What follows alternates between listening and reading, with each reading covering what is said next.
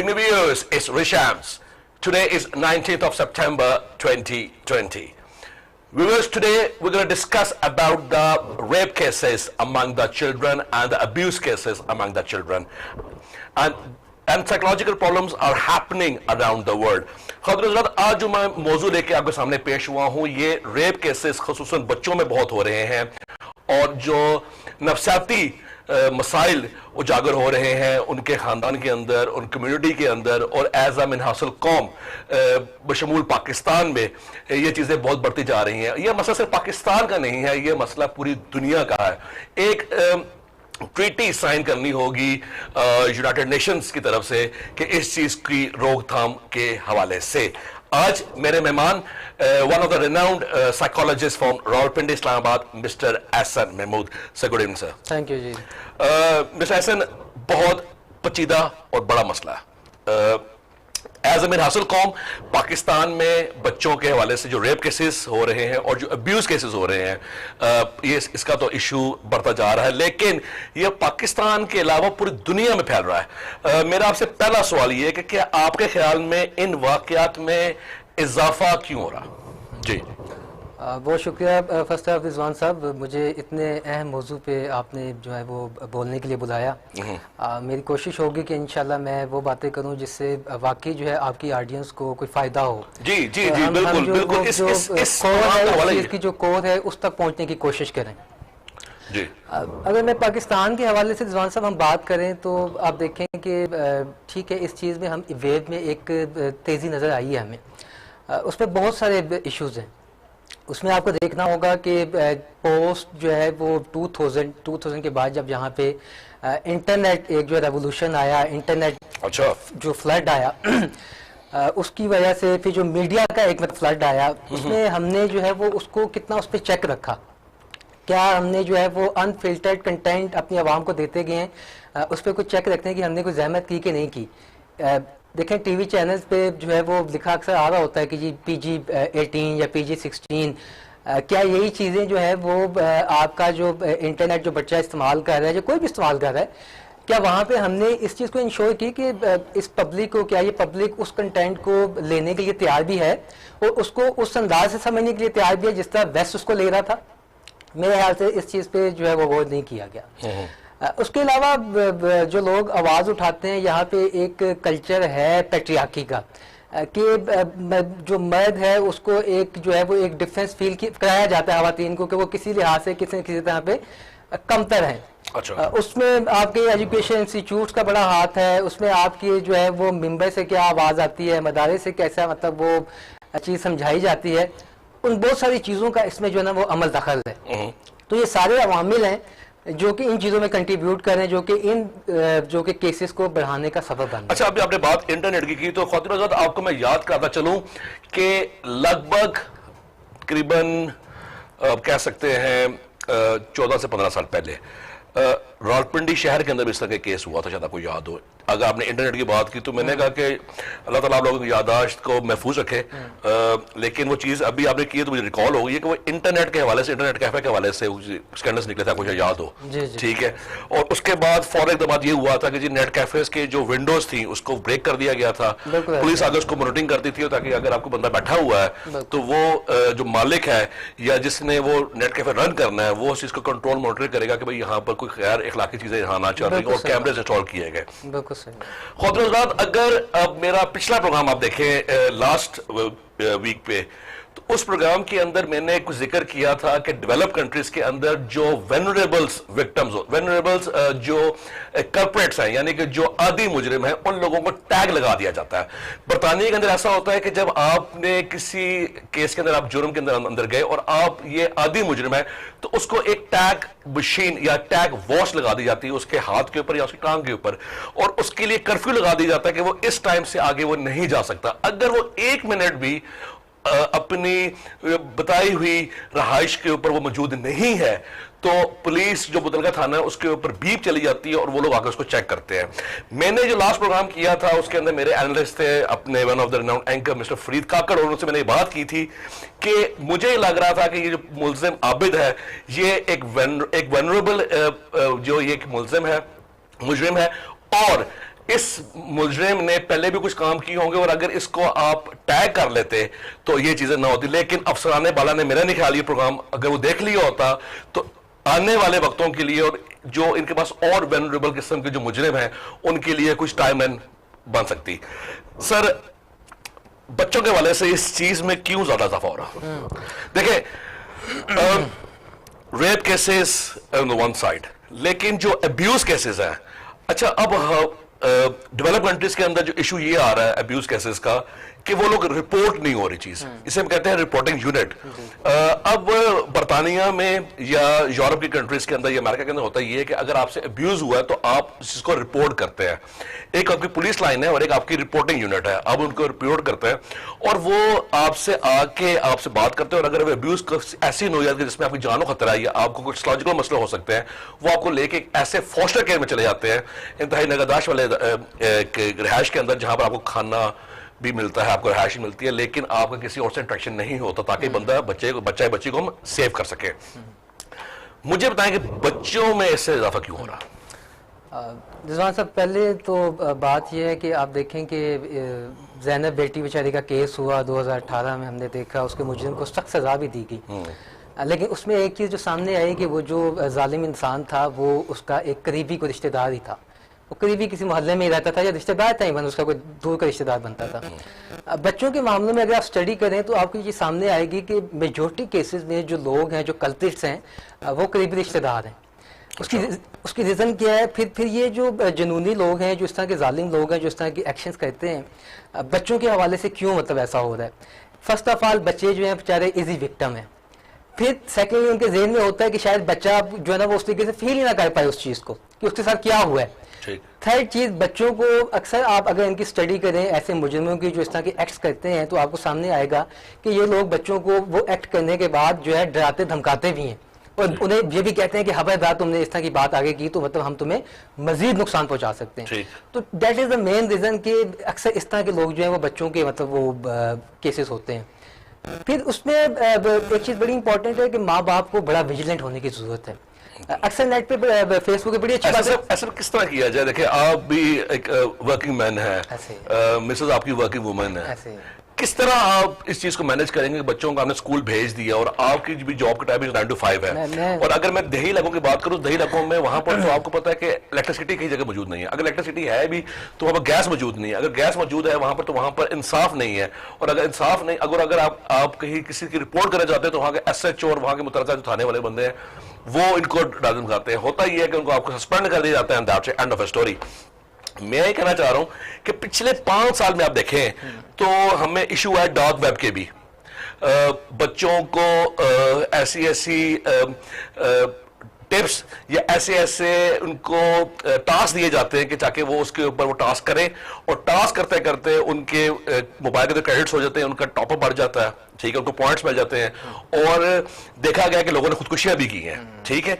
मैं ये कहना चाह रहा हूं कि जो हमारा साइबर क्राइम का हमारा जो अदारा है वो कितना इफेक्टिव हो सकता है कि साइकोलॉजिकल वे से आप देखेंगे तो अगर ये चीज हम रोक देते हैं तो बच्चे कहीं पर बगावत तो नहीं कर जाएंगे कि यार कि हमारे लिए जो चीजें थी जिसमें एंटरटेनमेंट थी वो खत्म हो गई हैं। एक चीज मैं इस बारे से भी आपको बात करना चाहूंगा, और दूसरा ये कि अगर ये चीजें खत्म नहीं करते तो ये और बढ़ जाएंगी। इस बारे में क्या कहेंगे आप? मैं फिर वही रिपीट करूँगा, रिजवान साहब के चेक बड़ा ज़रूरी है। मैं आपके प्रोग्राम में आपने जब मुझे बताया कि ये इस तरह प्रोग्राम करना है हमने, तो मैंने कुछ स्टडी शुरू की।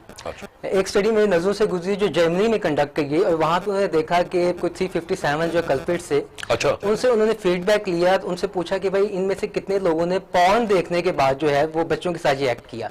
तो तकरीबन उसमें कोई 45-47% जो थे उन्होंने पॉर्न देखने के बाद ये एक्ट किया बच्चों के हवाले से, पीडोफाइल जो थे। So that means कि ये ब्रिज है आपको ऐसे हरकतें करवाने के लिए। आपको कंटेंट को फिल्टर करना पड़ेगा, उस पर स्ट्रिक्ट चेक्स लगाने पड़ेंगे। सेकेंडली जो आपने पुलिस की बात की, बड़ी इंपॉर्टेंट बात की, नॉट ओनली सस्पेंशन कोई जो ना उसका कोई उसका हल नहीं है। अच्छा। आप पुलिस वालों को सस्पेंड कर देते हैं, आप उसको जॉब से भी निकाल दें, ये सोल्यूशन नहीं है। खुदारा सर जॉब से पुलिस जॉब से तो खैर निकलते नहीं, क्योंकि सरकारी बंदा जब अगर जॉब पे आ जाता है वो कहता है जी मैं उनमें मर के तो निकलांगा, तो कोशिश मेरी उनकी यह होती है कि मेरे बच्चा भी भर्ती हो जाए, ठीक है, और वो नस्ल नस्ल सरकारी ड्यूटी चलती रहे। ऐसा बिल बनाने की जरूरत है कि जी अगर आपकी सर्विस को 20 साल भी हो गए लेकिन आपने ऐसा कल्पट वाला काम कर दिया तो आपको 0 पे ले आए, आप वही 20 साल पहले चले जाए। जी आगे चले। मैं ऐड करता हूँ कि पुलिस वालों की साइकोलॉजिकल ट्रेनिंग बड़ी जरूरी है। और एक चीज़ बड़ी अच्छी आई है, बहुत सारे लोग इतराज़ भी करते हैं, जो हमारी वुमेन ने एहतजाज भी किया इस पे मोटरवे इंसिडेंट के ऊपर, बट एक चीज़ बड़ी अच्छी उन्होंने बात वहाँ पे मुझे नजर आई कि पुलिस रिफॉर्म्स की जाएँ, खुदारा पुलिस रिफॉर्म्स करें। ये बड़ा जरूरी है कि इस तरह के जो केसेस आते हैं खासतौर पर लेडीज के हवाले से, वो लेडीज डील करें।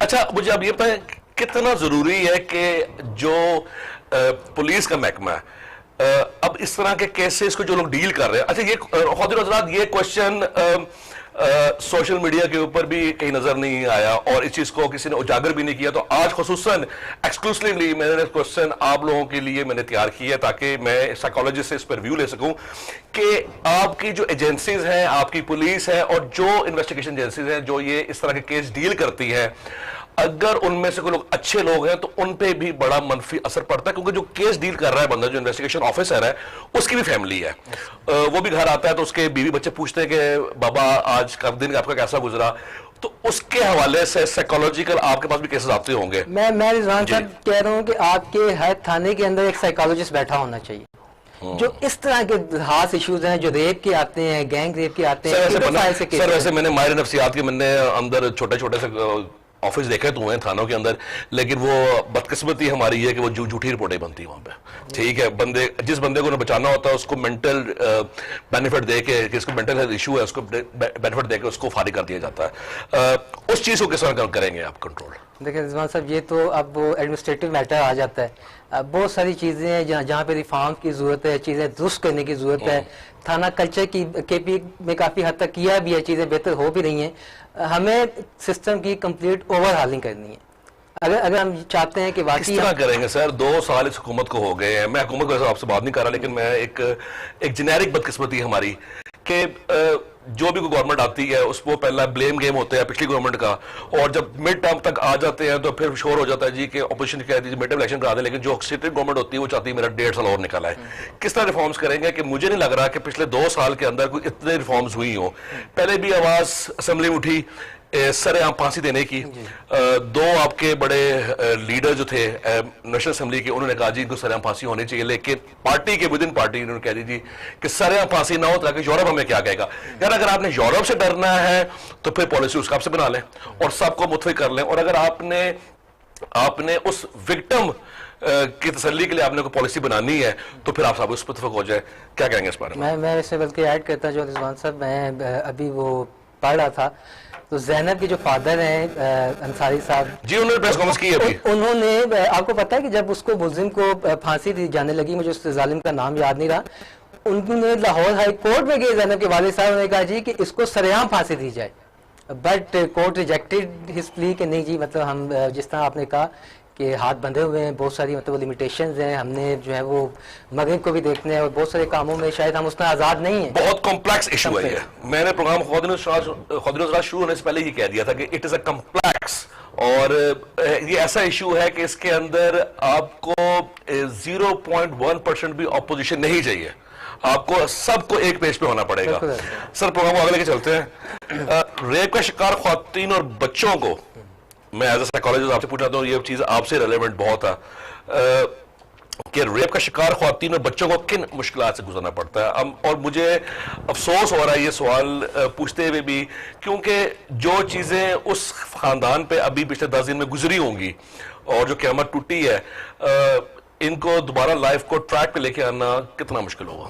इंतहाई मुश्किल चीज, इंतहाई। मुझे जेनेरिक बताएं। जी मैं बताता चलूँ आपको, एक्स कोई भी हो, लॉट ऑफ इश्यूज, मतलब कि खवातीन के हवाले से या बच्चियाँ जो इस चीज़ का शिकार हो जाती हैं, लॉट ऑफ इश्यूज, उसमें एंग्जाइटी है, उसमें फियर है, इवन वर्स्ट केसेस में लोग जो है, एक टर्म होती है हम साइकोलॉजी में यूज़ करते हैं PTSD। सर वो क्या है? Post traumatic stress disorder. अक्सर लोग इसका शिकार हो जाते हैं, और इवन इसमें होता क्या सर? इसमें ये चीज़ है कि आप उस जो ट्रॉमा आपके साथ गुजरा है, जो वाकया गुजरा है, उसकी मेमोरीज आपको नहीं छोड़ी होती। आप बार बार जो है ना वो उसकी मेमोरीज का शिकार होते हैं, आपको फील होता है कि शायद मतलब ये चीज़ दोबारा आपके साथ होने वाली और ये मर्ज हो जाता।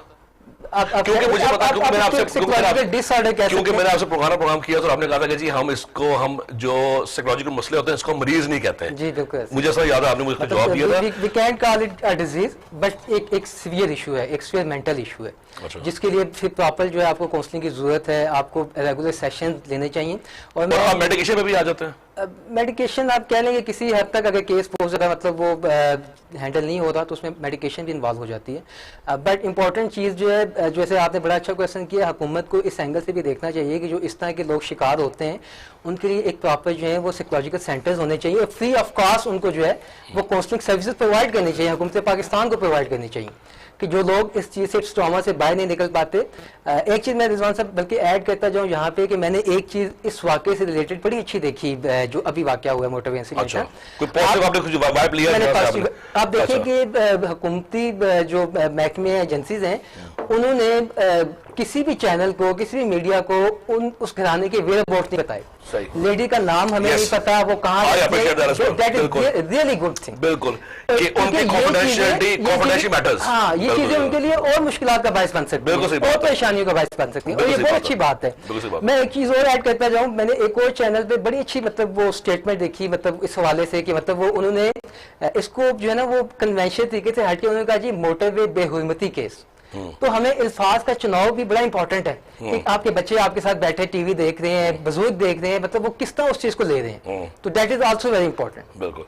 अच्छा, मेरा आपसे प्रोग्राम कोरोना के दिन कि जो पाकिस्तान में कोरोना की पीक थी उस टाइम हमारे साथ प्रोग्राम होता साइकोलॉजिकल मसले के बच्चों के संग एंगेज रखा जाए। अब मुझे बताएं कि सर सोशल मीडिया का दौर है, चीज़ें वायरल सेक्टों में मिलियंस और मिलियंस में चली जाती हैं, घर में स्क्रीन्स भी लगी हुई हैं, बच्चे स्कूल उस तरह नहीं जा रहे जिस तरह जा रहे हैं। अब इन बच्चों को किस तरह दूर रखा जाए स्क्रीन से, कितनी दूर? देखें, आपने टीवी बंद कर दिया, आपने चैनल चेंज कर दिया, आपने म्यूट कर दिया, बच्चा कितना पढ़ लेगा? उसको दिन में रिक्रेशन टाइम भी चाहिए, ठीक है। अब देखा यह गया है कि बच्चे जो टेक्नोलॉजी फेवर्स है वो टैबलेट ले लेते हैं, टैबलेट देखना शुरू करते हैं। टैबलेट नहीं मिलेगा तो उनको मोबाइल फोन, माँ का, बाप का, भाई का, चाचा का, ताई का, जिसका भी उनको मिलेगा उन्होंने अपने आप को एंगेज रखना है।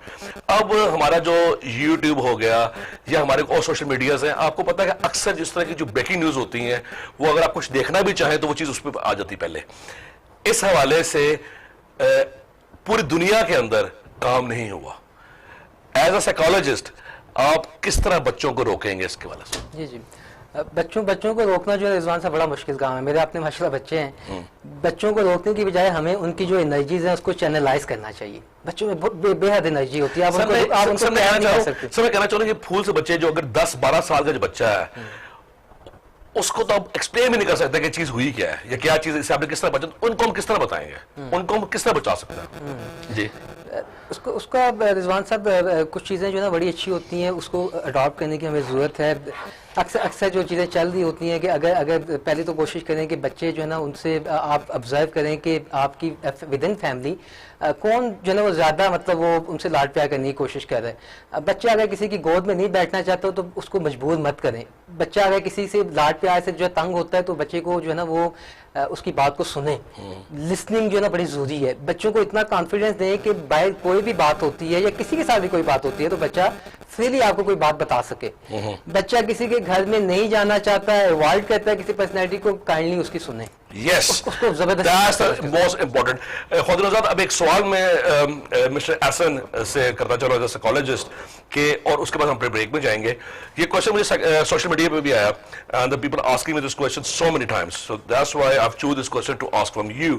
सर मुझे ये बताएं कि आपके कोई क्लोज रिलेटिव या ऐसा कोई वल्नरेबल बंदा जिसने आप पे आंख रखी हुई है, ये मैं बड़ा खुल के मैं बताना चाह रहा हूं क्योंकि ये प्रोग्राम आई ओपनर्स है मेरे व्यूअर्स के लिए। और आपने भी अपने प्रोग्राम में स्टार्ट में आपने मुझे बोला कि आपने देखा कि जो रेप केसेस हो रहे हैं उसमें क्लोज सर्किट के लोग मॉनिटर हो रहे हैं। के हवाले से अब वो जो बंदा, जो क्लोज सर्किट का बंदा है, अगर ये बच्चा अपने पेरेंट्स को रिपोर्ट नहीं करता फिर वो रिपोर्ट किसको करे? इसका जवाब जिसको ब्रेक में चल रहे हैं। जी देखिए जी रिजवान साहब, सबसे पहली तो मतलब जो चीज़ है ना जी, वो आपके पेरेंट्स आपके मतलब सब पेरेंट्स को अगर नहीं मैं कर मैं सका जुमला जी, मुझे आप या इजाज़त कर सके दें। या कर सकी जी। हमारा क्योंकि मशकी माशरा है, अभी चीज़ें चेंज हो रही हैं, लेकिन हमने देखा कि पिछली जनरेशन में पेरेंट्स का खौफ काफ़ी ज़्यादा होता था। अब चीज़ें काफ़ी चेंज हो रही हैं। मैं अक्सर लोगों को समझाता हूँ कि यार बच्चों के दिल में माँ बाप की मोहब्बत और प्यार होनी चाहिए, एहतराम होना चाहिए, उनका खौफ नहीं होना चाहिए। फर्स्ट ड्यूटी आपके पेरेंट्स की है। पेरेंट्स नहीं है तो बच्चे की हाला हैं, बच्चे की फुफियाँ हैं, सब जो मतलब इस तरह की सर इनमें से किसी को बेचारा हेजिटेट, ये बच्चा बच्ची हेजिटेट कर नहीं बता रहा, फिर वो किसको रिपोर्ट करे? बच्चे की फीमेल टीचर्स हैं, आपके और बहुत सारे लोग हैं। सर मैं कहना चाह रहा हूं कि कोई ब्रिज उसके पास अब नहीं है। अब देखें अब उसके पास कोई भी नहीं है। हमारे पास अब उसके पास सिर्फ एक ऑप्शन बचता है कि उसने सिर्फ रिपोर्ट कर सकता है कि मुझे बचाया जाए। अब वो किसको कहे या किसको, या बच्ची किसको कहे, ये बच्चा किसको कहे? एडमिनिस्ट्रेटिव मैटर आ जाता है, क्योंकि आप माशाल्लाह ब्रिटिश में रहे हैं तो वहाँ पे आपको पता है कि हेल्पलाइन मौजूद है जी। हमारे यहाँ इस तरह की चीजें नहीं है। अगर हों भी तो बच्चे शायद उस तरीके से अवेयरनेस क्रिएट करने में बड़ा टाइम लगेगा। फिर खौफ है, बच्चे इस तरह की चीजें मतलब वो, क्योंकि हमारे नाम डिफरेंट हैं, कल्चर डिफरेंट है। इवन माँ बाप मारपीट भी कर देते हैं तो बच्चे बेचारे कहीं दाएं बाएं नहीं बताते। इवन डोमेस्टिक वायलेंस में इस तरह की चीजें होती हैं कि बच्चे को बेचारे बाहर भी जिक्र नहीं करते। हुकूमत को इसके बारे में सोचना चाहिए। जो आपको क्वेश्चन बड़ा वैलिड है कि इफ बच्चे के पास कोई ऑप्शन नहीं है, वो मतलब डर रहा है, अगर वो माँ बाप को नहीं बता रहा तो क्या ऑप्शन हैं कि मतलब वो कहाँ मतलब रिपोर्ट करे, किस तरीके से इस चीज़ को रिपोर्ट किया जाए। आई एम सॉरी कि मैं मतलब इसके को मतलब वो नहीं समझ पा रहा कि इसका क्या मतलब वो। Please do report. बरतानिया के अंदर बारहा इस चीज को मैंने खुद मुशाहिदा किया है, इस चीज को मैंने देखा है, इस पर मैंने रिसर्च की है। आप यकीन करें कि वहां पर अगर आपका कोई थर्ड बंदा जो आपकी फैमिली से रिलेटिव नहीं है, अगर वो बच्चे को, या ख्वाब वो बच्चा हो या बच्ची हो, अगर उसको अब्यूज करने के बाद सोचता भी है तो वो लोग आपसे हाथ जोड़ के आपको हेल्पलाइंस के ऊपर कहते हैं, आपको अवेयरनेस मैसेज भेजते हैं कि प्लीज डू रिपोर्ट। इसको रिपोर्ट लाजमी करें, कम से कम वो चीज के ऊपर इंदराज लाजमी हो जाए ताकि आपको बचाया जा सके। प्रोग्राम का सिलसिला जारी रखेंगे ब्रेक के बाद। So we going for short break, stay tuned, जैन एंड टेक अ ब्रेक।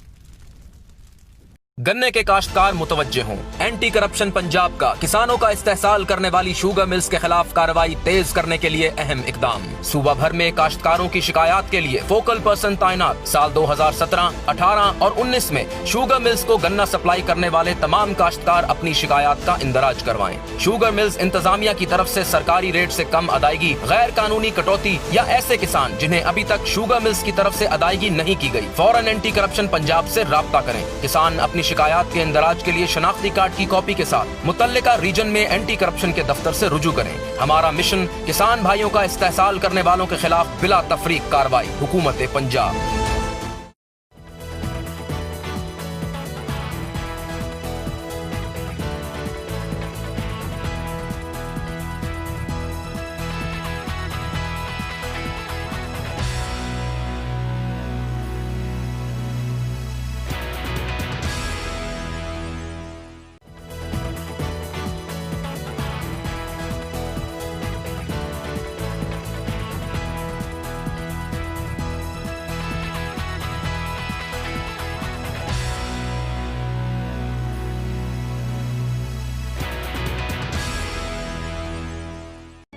तीन चीजों को कभी मत छोटा समझना: कर्ज, फर्ज और मर्ज।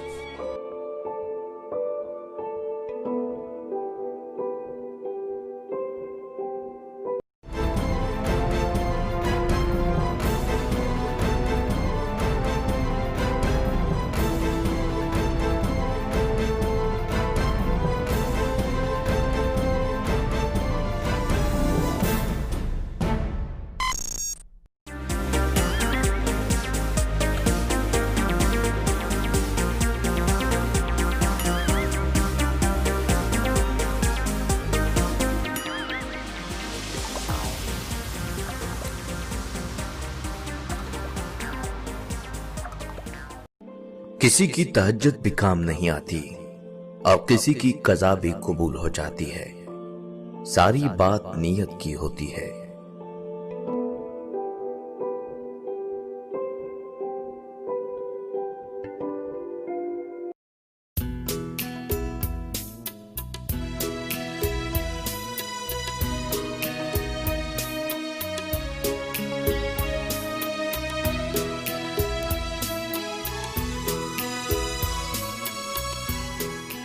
नसीब का लिखा मिलकर ही रहता है, कब, कहां और कैसे ये सिर्फ अल्लाह ही जानता है।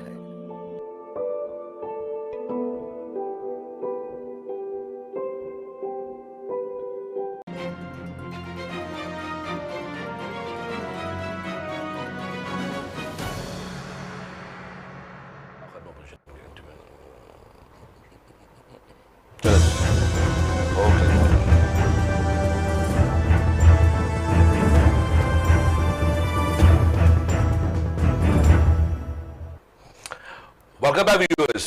Viewers, we're going to discuss further with Mr. Ahsan Mahmood, which is one of the renowned psychologists from Islamabad. Sir, my next question is, certainty of punishment या severity of punishment, किसका ज़्यादा नफसियाती असर है? और जो मैंने दो अल्फाज बोले हैं, certainty of punishment और severity of punishment, ये है क्या? इसके बारे में बताएं। आपने बड़ा अच्छा क्वेश्चन रिजवान साहब उठाया। ये आजकल डिबेट आपको बल्कि सोशल मीडिया पे भी नजर आएगी अक्सर ना, अक्सर लोग आपको कहते हुए नजर आएंगे कि सर्टेनिटी ऑफ पनिशमेंट जो है वो ज्यादा जरूरी है बनिस्बत सिवियरिटी ऑफ पनिशमेंट से। सर्टेनिटी ऑफ पनिशमेंट से लोगों की मुराद ये है जी कि ये सजा और जज़ा तो नहीं है। नहीं, मैं थोड़ा एक्सप्लेन करता हूं, इसीलिए मैंने क्वेश्चन लिखा है क्योंकि क्वेश्चन बड़ा आजकल रिनाउंड हुआ है और मैं इस चीज को समझना चाह रहा हूँ ये चीज है क्या। जी सर्टेनिटी ऑफ पनिशमेंट से मुराद जो है रिजवान साहब कि कोई भी जो जुर्म करता है तो उसको ये एहसास हो कि मैं पकड़ा जाऊंगा, मैं बच नहीं सकता, एस्केप नहीं हो सकता। ठीक। सिवियरिटी ऑफ पनिशमेंट से मुराद ये है कि आप सख्त सजाएं दें लोगों को। अक्सर लोग इस हक में जी कि सर्टेनिटी ऑफ पनिशमेंट जो है वो जरूरी है, पाकिस्तान में जो है ना वो सजा ही नहीं मिलती, रूल ऑफ लॉ की कमी है। बात उनकी दुरुस्त है, इसमें कोई शक नहीं है। आपको पता है कि रेप के अक्सर केसेस में जो कन्विक्शन है, मतलब वो पिछले दिनों एक मिनिस्टर साहब भी बता रहे थे, वो जस्ट 5% है। आप देखें कि मतलब अक्सर लोगों को मतलब कन्विक्शन ही नहीं हो पा रही। फिर आपने प्रोग्राम के शुरू में हाईलाइट की बात कि वो जो मुजरिम है आबिद है वो 2013 में इसी किस्म का संगीन जो है वो जुर्म कर चुके हैं। जी जी जी। तो वो कैसे आजाद फिर है? लगभग 11 बार जाते हैं उसकी। 7 साल से वो कैसे आजाद फिर जी जी जी जी। ऑफ कोर्स जो है यहाँ पे सर्टेनिटी ऑफ पनिशमेंट का इशू है, but at the same time यानी कि इसका साइकोलॉजिकल हवाले से ये मतलब है कि सर्टेनिटी ऑफ पनिशमेंट, उसको ये पता था कि मुझे ये जुर्म करूंगा, बचत इसमें मेरी यानी हो जाएगी। सिवियरिटी पनिशमेंट में उसने चला गया, उसने कहा यार इसका इतना कुछ है ही नहीं है। ठीक है ना, सिवियरिटी ऑफ पनिशमेंट तो तब होगी जब सर्टेनिटी ऑफ पनिशमेंट होगी ना, कि आप पकड़े नहीं जाते, पकड़े जाएं तो आपको पता है जी कि मैं जो है अच्छा वकील कर लूंगा, अच्छा वकील नहीं है तो मैं कुछ और मतलब मैं कह नहीं सकता, मतलब कि मैं और भी बड़े मीन्स है मैं वो इख्तियार कर लूंगा और किसी न किसी तरीके से मैं इस सिस्टम से एस्केप कर लूंगा। मतलब ये चीज ये जो माइंड सेट है पब्लिक का, ये नॉट ओनली रेप के केसेस में, ये हर किस्म के केस में ऐसे ही है। आप देखिए कि आप हैरान होंगे कि अभी जो पिछले दिनों वाकया हुआ था तकरीबन 10 एक साल पहले सियालकोट में, जो बेचारे दो भाइयों को दर्दी से मर्डर कर दिया, वो सारे रहा हो गया अभी मुझे ना। तो कैसे यहाँ पे मतलब वो लोगों के अंदर खौफ पैदा हो? दोनों चीजें जरूरी हैं। मैं बल्कि इसमें एक चीज और ऐड करूंगा, सिवियरिटी के साथ सर्टेनिटी के साथ क्विकनेस, सिवियरिटी ऑफ पनिशमेंट भी जरूरी है कि फौरी तौर पे जो है वो सजा दी जाए, और उसमें बिल्कुल सिवियरिटी ऑफ पनिशमेंट जरूरी है। हर जुर्म को आप जो ना एक वो एंगल से नहीं देख सकते। सर लेकिन क्या करें कि उस जिसके पास वो काम करता था बाला मिस्त्री, वो पकड़ा गया, उसकी जो बीवी है सेकंड बीवी वो पकड़ी गई, उसका बाप पकड़ा गया, उसके भाई पकड़े गए, उसके अहम बंदे पकड़े गए। आज 10वां दिन है, मुझे तो शर्म आती है किसी से बात डिस्कस करते हुए कि यार 10 दिन हो गए, आई एम श्योर एजेंसीज काम कर रही होंगी, इन्वेस्टिगेशन चल रही होगी, और मे बी इन लोगों ने उस चीज को ओपन नहीं किया होगा ताकि इस मुजरिम को फरार होने मदद न मिल जाए। ठीक है, लेकिन सर मुझे यह बताएं कि पंजाब की सुबह से वो सिंध नहीं निकल सका, पंजाब से वो केपीके नहीं आ सका बिकॉज इन्वेस्टिगेशंस के थ्रू। तो आपने पंजाब के अंदर, और मैं तो हैरान हूं कि आज से 2 दिन पहले फैजुल हसन चौहान साहब की प्रेस कॉन्फ्रेंस आई, उन्होंने कहा जी कि हमें पता है कि तुम किस सूबे में हो या तुम किस इलाके में हो, किस डिस्ट्रिक्ट में हो। और मैं ये डिस्क्लोज नहीं करना चाह रहा हूँ, ये फैजल चौहान साहब कह रहे हैं, मैं डिस्क्लोज नहीं करना चाह रहा हूँ कि ये ना कोई उसको मदद मिल जाए, ठीक है हम मान गए, लेकिन मुझे ये बताएं कि आपने वो जाली मुकाबले भी सुने होंगे, पुलिस मुकाबले। खुद नजरात, मेरा जो पिछला प्रोग्राम था उसके अंदर भी मैंने यही कहा था कि ये विक्टिम मुझे वेनरेबल लगता है, और वही बात ठीक 2 दिन के बाद कंफर्म हो गई। आज भी जो ऑब्जर्वेशंस हैं और जो सिनेरियो नजर आते हैं पाकिस्तान के अंदर वो यही नजर आ रहे हैं कि पिछले 10 दिन से ये बंदा मफरूर है। खुदा ना अलमिया है, ये ना हो कि हमें बाद में खबर मिलेगी जी ये बंदा पुलिस मुकाबले मारा गया। अब जो विक्टिम्स हैं उनको तसल्ली तब भी होगी तब वो बंदा कटहरे में आ चुका हो, कुछ चीज खो गई है उनकी, और वो चीज जो वापस कभी भी नहीं आ सकती। आई एम श्योर कि उसके लिए काउंसलिंग भी करेंगे, उसके लिए उन लोगों के लिए हमदर्दियां भी, सारा कुछ है, लेकिन I am sorry to say that कि वो चीज वापस नहीं आने वाली। सर मुझे अब ये बताएं कि गवर्नमेंट और जो गवर्नमेंट को कुछ ऐसी ट्रीटी भी साइन करनी चाहिए as on the United Nations level के ऊपर। यूनिसेफ है, आपका वर्ल्ड ऑर्गेनाइजेशन है, यूनाइटेड नेशंस है, इसके ऊपर ट्रीटी साइन कर, not in only Pakistan but as a whole world they should pass the bill. और उसके अगर उसमें फायदा ये होगा कि फिर हमें पार्लियामेंट में बहस नहीं होगी। ऐसे होता है जी हमने कोई बिल देना है, अभी आप ग्रे लिस्ट देख लें, उसमें बहस चल रहा है, फैक्टा पे बहस चल रही है, मुशर्रफ दौर में काला बार पे बहस चलती रही, वो नहीं बना जिसकी वजह से बिजली के मसाइल आ गए, ऐसे ही हुआ है। मैं ये कहना चाह रहा हूं कि अगर ये ट्रीटी साइन हो जाए एज अ होल वर्ल्ड तो उससे काफी फर्क पड़ जाएगा। क्या कहेंगे इस बारे में? बड़ी इंपॉर्टेंट बात है रिजवान साहब, बड़ी अच्छी सजेशन है, आप बिल्कुल सही कह रहे हैं। सर हैं। हम तो सजेशन दे रहे हैं सर, हम तो सर वही कह रहा हूं कि खुद नजरात सजेशंस देना हमारा काम है, ऑब्जर्वेशन हमारा देना काम है, लेकिन ये अफसराने बाला के पास जो इतने बड़े बड़े मुशीर्स एडवाइजर्स जिनकी तनख्वाहें लाखों में है, मेरा नहीं ख्याल कि वो 24 घंटे तो हर इंसान के पास होते हैं। मेरे ख्याल से ये तो शायद इनके पास कोई एक्स्ट्रा, या इनके पास घंटे बहुत कम है, घड़ी पे 24 घंटे चलते हैं, लेकिन मेरे ख्याल से इनके पास घंटे इतने कम है कि शायद ये काम नहीं कर पा रहे हैं, या कुछ ऐसे हर्डल्स हैं कि जो चीजें अफसाने बाला तक पहुंची हैं लेकिन जिन्होंने डिसीजंस करने उन तक नहीं पहुंच रही। जी प्लीज। बिल्कुल सही बात। ऐसे ही रिजवान साहब, मेरे ख्याल से आपने बड़ी अच्छी बात की। हमारे जो कंसर्न इदारे हैं उन्हें यूएनओ से या और जो हमारे डोनर कंट्रीज हैं, या जैसे आपने बताया कि जो भी यूनियन का बड़ा हाथ है, हम सरेआम सजाएं नहीं दे पाते, हालांकि हमें बहुत सारे केसेस में इसकी जरूरत है क्योंकि उसका इम्पैक्ट आएगा माशरे सर। वो फिर एनजीओ बीच में आ जाती है ना, वो एनजीओ बीच में आ जाती है जिनका पैसे सारा फॉरेन फंडिंग है। 2-1 साल पहले तकरीबन जो है वो ज़ैनब बेटी का केस होता है, और 2 हफ्ते पहले हमें पता चलता है कि मरवा बेटी का केस कराची में हो गया। क्या वजह यही है कि हमने शायद उसका वो इम्पैक्ट नहीं आया उस सजा का। आपने उसको सजा दी, अगर आप उसकी सजा जो है वो सरेआम दिखाते, वो वायरल होती जैसे बाकी वीडियोस वायरल होती हैं आपकी, मतलब वो सोशल मीडिया के ऊपर, तो उसका इम्पैक्ट आता, लोगों को पता चलता कि यार इस जालिम इंसान ने एक छोटी मासूम फूल के साथ ये जुल्म किया है, तो उसको ये इसकी सजा मिली है, लेकिन उसका वो उस तरीके से इम्पैक्ट आपने चोरी छुपे जो है उसको छुप छुपा के। मेरे लास्ट प्रोग्राम में भी मैंने ये बात की थी कि मुख्तार मई का केस लोगों भी बुरे नहीं है, ठीक है, मलाला यूसुफ यही थी, और मैंने आपको लास्ट प्रोग्राम में बताऊं कि मलाला यूसुफ यही को जब बरतानिया लेके गया उसको फुल उतर रखा गया, उसको घर दिया गया, उसको एजुकेशन दी गई, उसके खानदान को बुलाया गया, उसको जज कराया गया, उसको नोबल के लिए उसको नॉमिनेट किया गया, उसके नाम पर स्ट्रीट बन गई, उसके नाम पर लाइब्रेरी बन गई। यार इतना कुछ है मिस्टर एहसन उस लड़की के नाम के ऊपर, इतना कुछ है कि she is one of the which you can say the centre figure in England, और उन्होंने उसको ऑन करते हैं। मुख्तारा मई का हमारे यहाँ लोग ऑन नहीं करते सर। मुख्तारा मई का किसी निजी टीवी में मैं उनको इंटरव्यू देख रहा था, तो उनसे सर पूछा कि कुछ एक सवाल पूछा गया और उन्होंने इतना इत्मीनान से उसका जवाब दिया ना, और अब मैंने and that was a shut up call for everyone. उन्होंने कहा कि अब आप ये देख लें, जो उनका अल्फाज थे वो ये थे कि आप ये देख लें कि वो लोग जिन्होंने किए वो किधर है और मैं कहाँ हूं। That's what she give the answer. मजबूत खातून थी, अल्लाह ताला उनको और मजबूत रखे, उन्होंने इस चीज का मुकाबला किया, और लेकिन उसके फेस पे इत्मीनान नजर आ रहा था। ठीक है, ये जो चीजें हो चुकी हुई है, आप क्या सोच सकते हैं कि अगर एज अ टेबल के ऊपर एज अ कंसल्टेशंस के लिए अगर गवर्नमेंट साइकोलॉजिस्ट के साथ क्या कुछ कर सकती है कि इस चीज को हम इनकी लाइफ को दोबारा लेके आए ट्रैक पे? बड़ा मुश्किल क्वेश्चन है। आई एम श्योर कि इसके लिए बड़ा रिसर्च की जरूरत है, इसके लिए फंडिंग्स की बहुत जरूरत है, लेकिन इस छोटे टाइम के अंदर हम किस तरह को बैक टू लाइफ में लेके आ सकते हैं? पहली जो चीज़ है रिजवान साहब, किसी भी माशरे को बेहतर करने की वो एजुकेशन, लोगों को एजुकेट करें। जो जो विक्टिम है, जिनके साथ ये हो जाता है, काइंडली उनके साथ जो है ना वो एक काइंडनेस का रवैया रखें, उनको मुझे मत समझे, वो मजलूम है, उनके साथ जुल्म हुआ है। जबरदस्त सर, सॉरी आपने ये कंटिन्यू करना है। खुद जो लास्ट प्रोग्राम था उसमें मैंने यही चीज की थी, उससे हम कहते हैं शेमिंग। शेमिंग मींस खुद ये से कहते हैं कि वो जो विक्टिम है, जो जिसके साथ जिसके ऊपर जुल्म हुआ, उसी को ब्लेम करना शुरू कर देते हैं।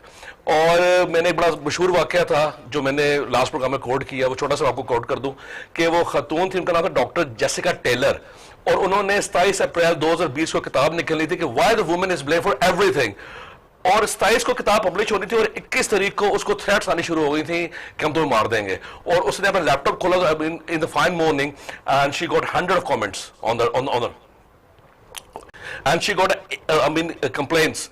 और अच्छा उसने किया क्या, खुद उसने किया क्या, देखिए ना उसके सामने कोई फिजिकली थ्रेट्स थी, सिर्फ को थ्रेट्स आई हुई थी लैपटॉप के ऊपर, उसके फेसबुक अकाउंट के ऊपर, ट्विटर के ऊपर, ठीक है। 27 को उसने किताब पब्लिश करनी है और किताब लिख रही थी वो औरतों के हवाले से, और खुद भी वो औरत है और डॉक्टर है। उसने क्या काम किया, छोटा सा काम, she just report to police, simple. वहां की नेशनल हेल्पलाइन नंबर, उसका नंबर होता है 999। उस 999 में उसने कॉल की और उसने कहा कि जी मेरे साथ ये हुआ, मुझे थ्रेट्स आई हैं। पुलिस वहां पर आई और उसने इस चीज का पूरा मुशाहिदा किया और उन कल्प्रेट्स को उसने पकड़ लिया, और ठीक 6 दिन के बाद जिस दिन उसकी किताब शाये होनी थी उस दिन शाये हो गई।